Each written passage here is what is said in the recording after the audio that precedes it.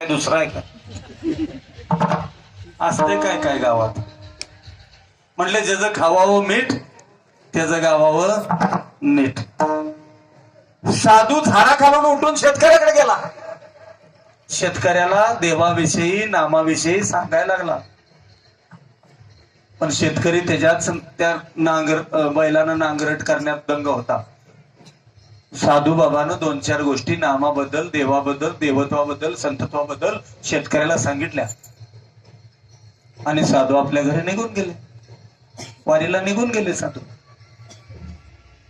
शेतकऱ्यानं परत शेत नांगरायला चालू केलं, परत प्रपंच चालू केला. बघत बघत बघत 10 वर्ष निघून गेली.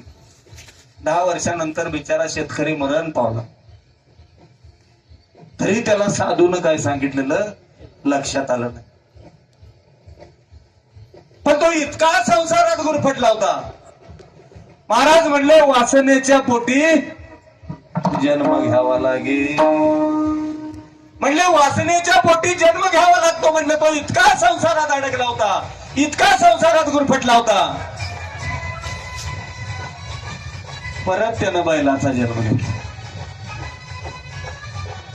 बैलाचा जन्म घेतल्यावरती त्याच घरामध्ये आला. गोष्ट जरी काल्पनिक असली ना तरी आपल्याला बोध घ्यायचा. दृष्टांताकडे गुंतून राहायचं नाहीये, सिद्धांत बघायचा. बैलाचा जन्म घेतला, त्याच घरात आला. मुलाचा प्रपंच जोराजोरात नेटा नेटानं ओढायला लागला. मिळल तेवढीच वैरण खायचं, पडल तेवढं काम करायचं, मिळल तेवढीच वैरण खायचा, भेटल त्याच जाग्यावर बसायचा, शेणातच बसायचा आणि पोराचा प्रपंच करायचा.